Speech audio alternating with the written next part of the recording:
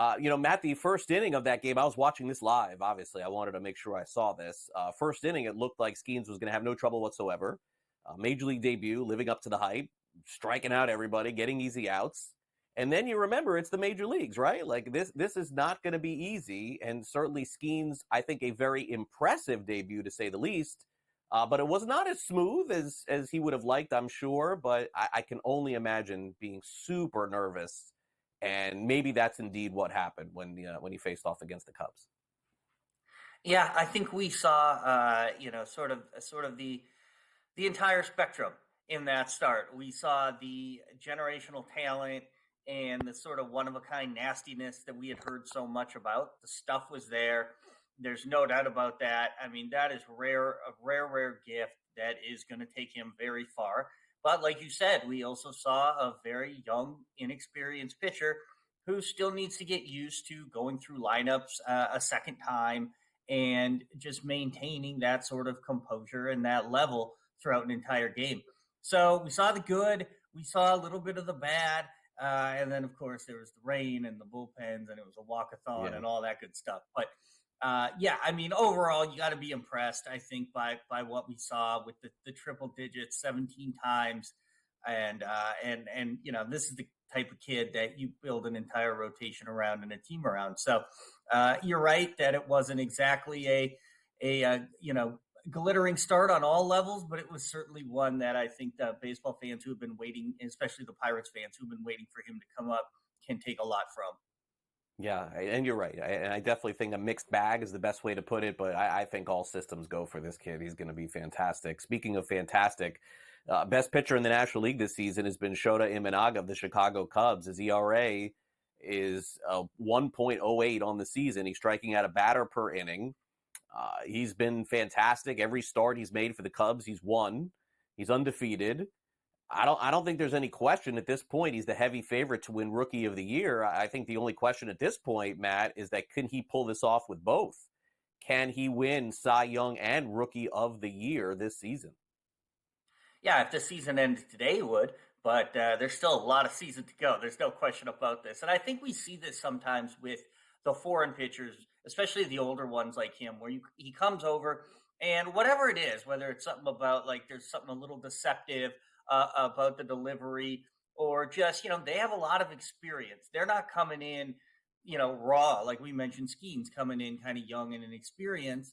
This guy's been pitching at a very high level for a while, and they come in and they do great, and they start hot, and everyone's oohing and on about them, and deservedly so. But it's just natural. Of course, he's not going to finish the year with a 1.08 ERA. He's going to start giving up some walks. And he's a fly ball pitcher and hasn't given up a ton of homers. We know that's going to change. It's just the way it is. The weather gets warmer. The ball starts flying a little more. And that's what's going to happen. But at the same time, he's been fantastic. Hardly any walks, a decent strikeout rate. He's inducing a lot of weak contact. These are all repeatable things that he can continue doing. So while there is some natural regression, just some law of averages, that's going to happen. A lot of the underlying stats are really, advanced stats are really solid for him.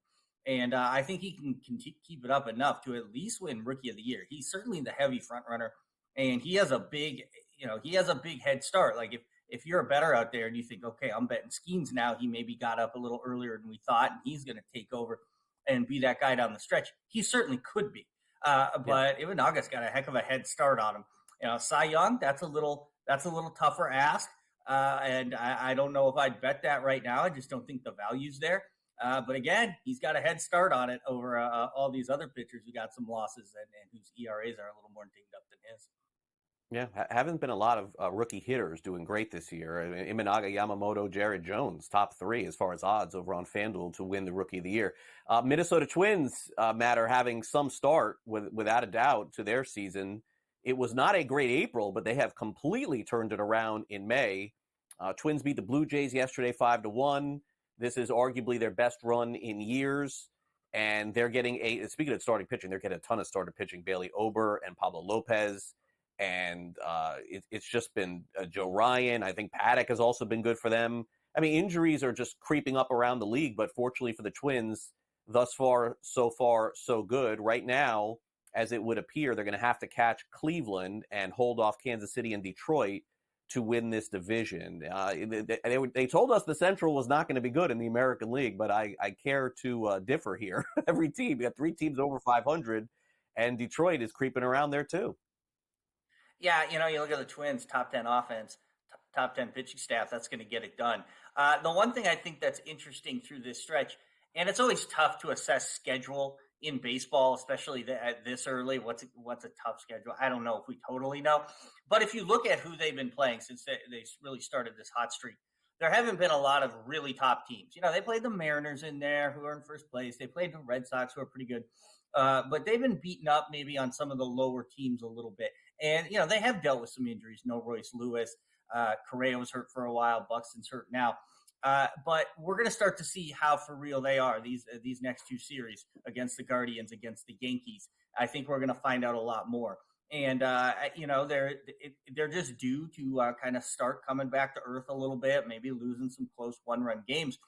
But if they can get through these next 2 series, win them both, maybe go 4-2.